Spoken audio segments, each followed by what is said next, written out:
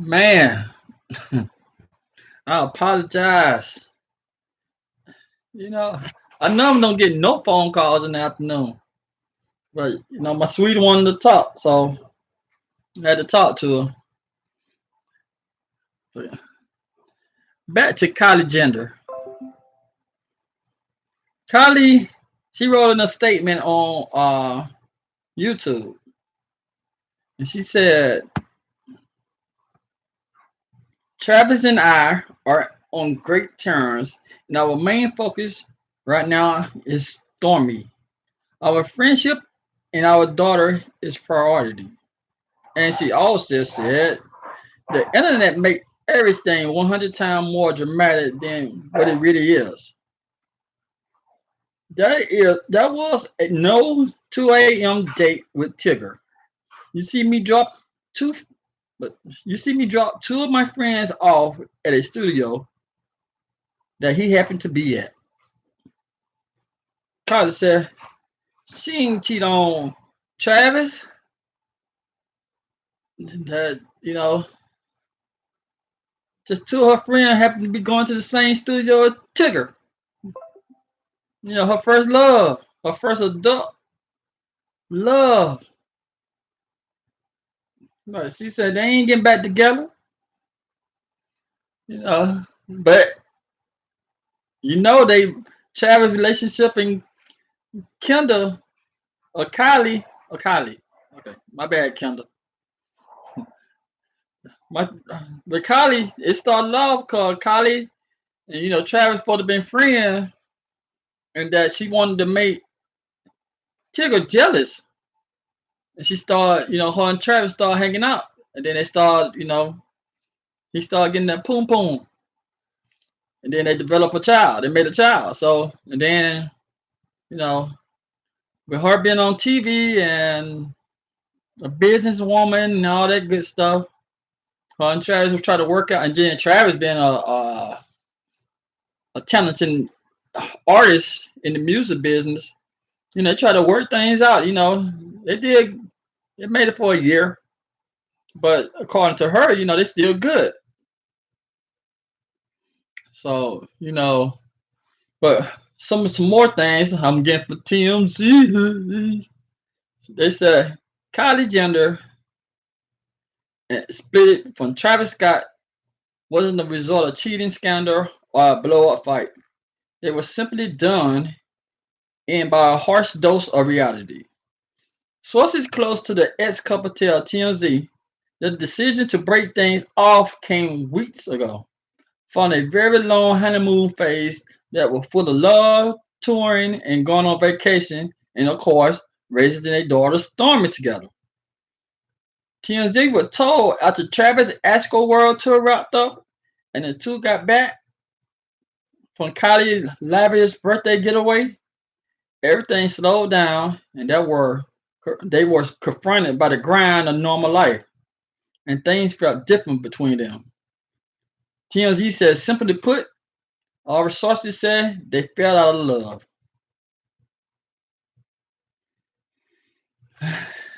Yep. I think Travis is what, 27, 28, something like that. Kylie about 21. Yeah, it's hard. It's rare for young love to be that, people to be that young to go ahead and settle down and say you're the one. I know a few. I know a few that been together ever since like middle school, and I'm like, damn. Nobody wanted to date me in middle school. Nope, they wouldn't even date me. So I was squirting. Did I? Nah, I had some friends in high school, but it wasn't nothing serious and no dating thing like that. So, oh yeah, it was rough for a brother. But shoot, they were dating since middle school, and they married with several children and stuff like that. So, like I said, it's rare to find true love from middle school to carry on through adulthood. And those two was uh, they were adults. I'm tired of people saying, like 20-year-old is a child, and you know, how they doing Takashi. I think he's like 22 or 23. They keep on calling him the kid. Shit. 22, I had my first child. There was no kid about me. I had to, I had to step up as an adult quick. There was no kid, though. But, they got their child, and according to TMZ, it's not officially over. It might be they might, somewhere down the line, they might be Kendall. A sister named Kendall, but Kendall, I don't know. It's silly. They might get that relationship back on track, but for right now, nah, it's not gonna work. Cardi is a damn billionaire. Well, her company is worth billions. Uh, she still like she still want to hang out with her friend. Maybe her and her homegirl might get back together. Shoot. I can't think of her name. I know I follow her on Instagram. She the her and her homegirl had a falling out over this thing over by Tristan Thompson. Hey, one person, tell me her homegirl name. But yeah, so they might get back together, become friends again. And I got another thing to ask y'all. Have black people forgave Justin Bieber?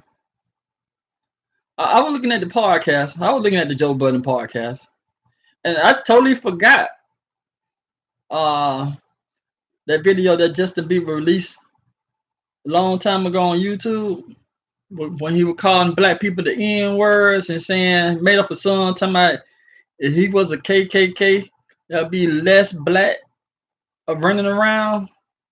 See, I wouldn't dare. I can't use that word because it pissed me off. The word by itself pissed me off. And then when they were calling my family members, ancestors, the N word to disrespect them, it's I can't use that word.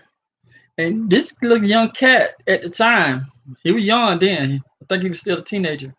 And he made a song saying if he was in the KKK. I'm gonna go ahead and say it. Bucket.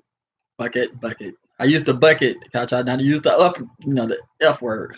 But he made a song saying if he was in the KKK, there would be less niggers around. No, he ain't a nigger. Well, y'all glorify black people start glorifying that darn nigger junk too. But he said there'd be less niggers around. He made a whole song about it, saying there'd be less niggers around. I know some people, some black people, uh, they okay with it. They okay. They don't care who used the nigger word a nigger. Some black people are cool with it. Like, oh, Justin was young. Yeah, Justin didn't mean nothing about it. Man, I'm telling you, we need to stop letting that young mess be an excuse. I know I said city stuff, clownish stuff on here, but when it comes to race, I don't joke about that part at all.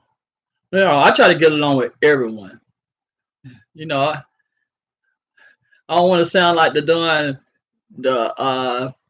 buffoon Caucasian person who said, I got one black friend, but truly, I do have one Caucasian friend that I went to school with. I've been knowing this guy since we were in the third grade.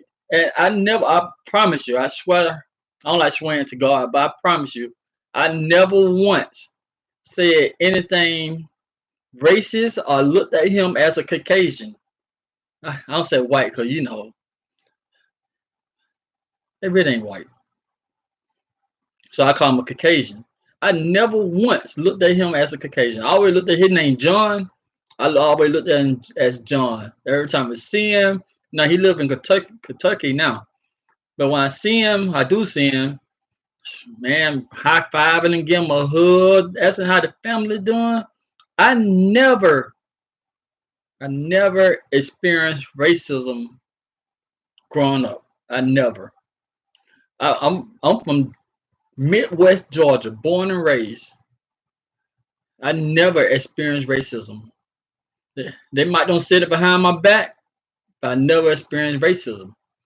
And there was, other Caucasian family that went to our school. Cause the school I went to is majority black, and we had I, it was a handful. It was a lot of it was some Caucasian going to the school, but nobody never treated them like Caucasian. We treated them like, hey, this is the person go to our school.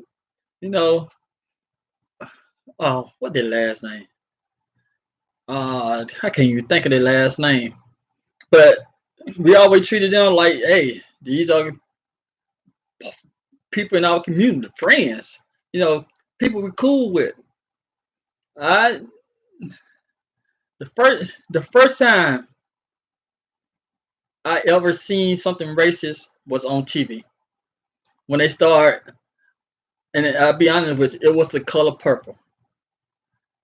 Yeah, that movie Color Purple helped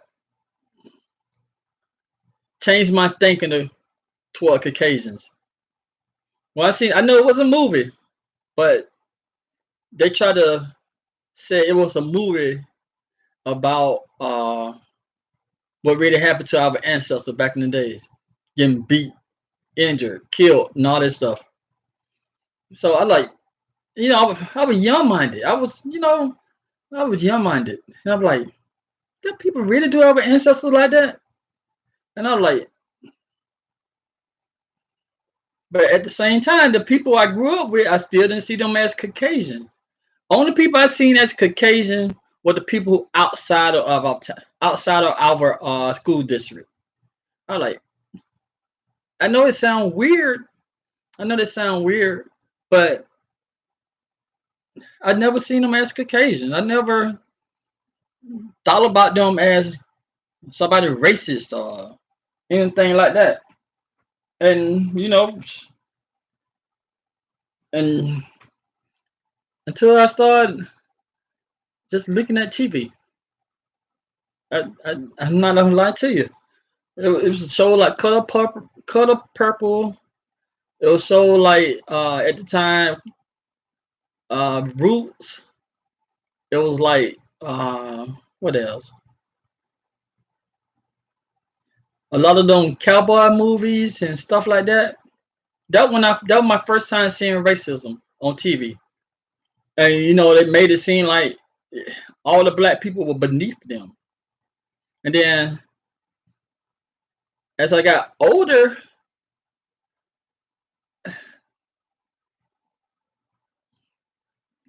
the people I grew up with, the Caucasians I grew up with, I was still cool with. I was, like I said, if I see them now, I'm still cool with them. I'm gonna walk up to them like, "What's up, man? What's going on? How things going? How the family?" You know. But outsiders, I look at them different. My whole when it comes to I automatically think the Caucasians I don't know are racist. I know I should be older. I should be like mentally know that all Caucasians are not racist, but I consider all Caucasians are racist until I get to know them. If I get to know you, I'm like, oh, that cool, he cool, she cool, it'd be good. But I go in there negative, thinking they are racist because what I've been taught. I was taught about how Kennedy was assassinated because they thought he was helping because he was helping black people. I was taught Martin Luther King was assassinated because he wanted civil rights for black people. Learned by Emmett Till that he was murdered because some Caucasian woman lied saying he whispered at her, and he was a little child. Uh, and it goes on and on. You know, people don't understand. You said they said a lot of black people don't learn when they go to school. They're wrong. I was a hyperactive child. People thought I wasn't intelligent because you know. Be honest with you, I would finish my work. Now I have time to joke around in class. They didn't understand that till later on. That when they started putting me in advanced classes. But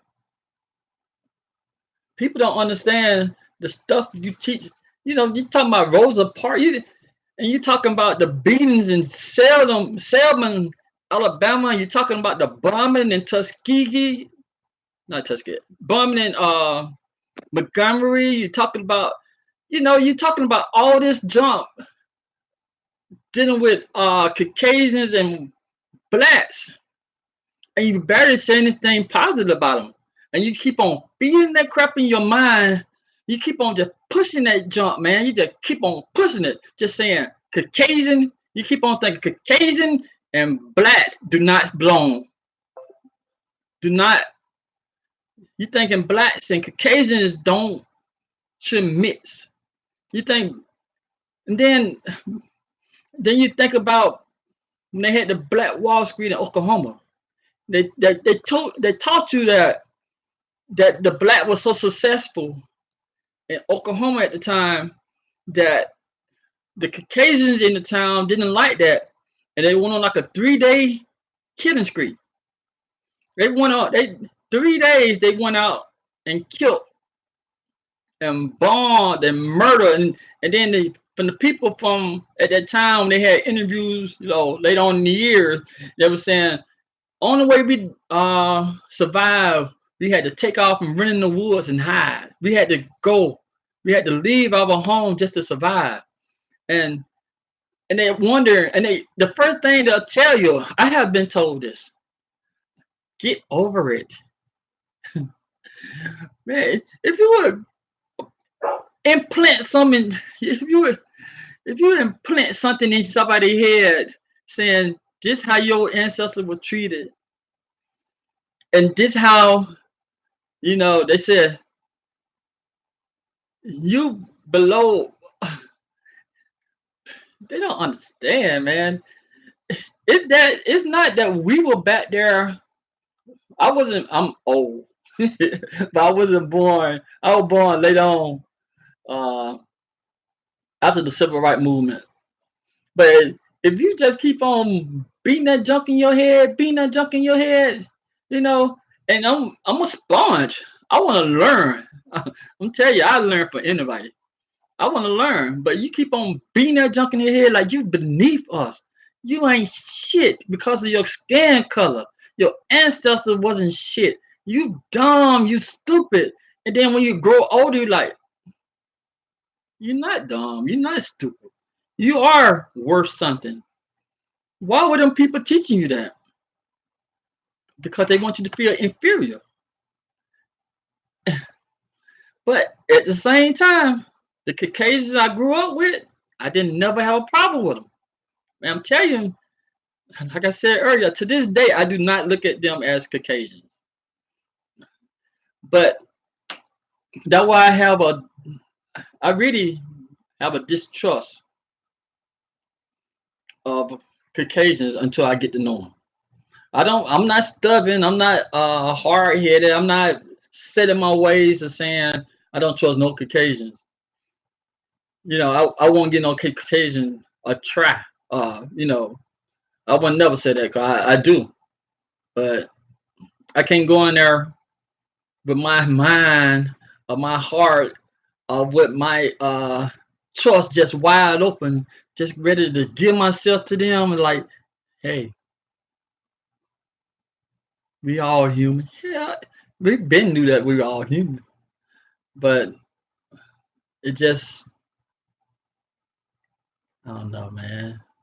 It's just what you would, what I was taught. I don't, and my daughter, what they being taught now is a whole lot different what we were being taught. What I was being taught. My daughter ain't never came home. She at she learned when my daughter learned how to read. She asked me about slavery and stuff like that because they teach them a little bit while they're in elementary, and I gave her my opinion. You know, like and but her, like I said in the video the other day, my daughter is so her mind is so open to accept a lot of stuff. So, and I never once try to get her to dislike Caucasians, Hispanics, anybody like that, because I don't want her, go walk around being negative. But if what you were taught, and some people accepted, and I didn't want to accept it. I was like, no, I know I can do that. Even when, like, I didn't choose to go to college because I was, I was insecure, but I chose to go to the Navy. And people were asking me, "How in the world you go to the Navy? I didn't know you were, you know, intelligent enough." I'm like, huh? Because they was somebody you got to be a little intelligent to go to the Navy because the Navy is more for intellect that in the Air Force. We're more for intellect. So how did you get the score high enough to get in the Navy? Like, shit, I looked at the paper and I did good on my ad bag. I did it. So they said, and then later on they told me something. You can do if you did great on your ad bag, it would have been you would have did excellent on your SAT and your ACT. Okay, basically the same thing on there. I'm like, shit, I didn't know. I'm thinking about SAT like, nah, I ain't gonna be able to do great in that. And then what people normally struggle on, I excelled in math. You put some numbers in front of me, man. Give me a little time, so I'll blow those numbers up. So but but I don't regret anything. I and like I said, I'm open minded when it comes to Caucasian, but just what you were taught, what I was taught, and what I thought. You know, because if you actually look in the history of the so-called African American, I said black or I said Negro. I don't like saying African American, but because you know they can't tell us, they can't explain to me where my people come from in Africa. They can't. They are talking about they came from West Africa. Man, West Africa is large. It's just like I was saying, I came from West Georgia. There's a long, there's a long border on the west side and on the west part of Georgia. So you can't tell me where I come from. And then the African, they did interviews with some of the Africans, older Africans. They said we don't have no history of nobody ever doing country saying it was a bunch of boats came in and picked up people and brought them to America. And then my grandmother, she told me, I'm one of the people. Like I said, I like learning. So I used to go to my grandmother and ask her about our ancestors. And my grandmother told me, she said, our family on the Dillingham side are Native Americans. We part of the Cherokee. We part of the Cherokee Nation. But people don't want to believe it. They want to believe that the only people are Native America are the ones who look Asian. The ones up there in the Midwest, like in Nebraska, Oklahoma, and up in that area. They think no, the only Native American. And when a person of my skin color, said I'm Native American, they like clown you are, look at you like you are crazy. Like, what are you doing claiming you're a Native American? You're not a Native American. You don't tell me my grandmother is wrong and that her ancestors is not Native American. Because my grandmother, I asked her about slavery, and you know, she said, "There's no." And my grandma was born in '29, and my great grandmother was born in I think it was 1907, and neither one of them had never told us anything about they parents or grandparents were in the slave trade. I don't think I know that our ancestors were sharecroppers. They farmed the land. They never said that none of none of their ancestors were part of the slave trade. None of them. My grandmother said her ancestor, our ancestor, was Native American, and you know, I know one person. I know you used to me being silly and all that kind of stuff, but sometimes, I try to. Some things I want to just start off in one way. Like I started off on Kylie Jenner and Travis Scott, but then I thought about the doing Justin Bieber jump, and then how much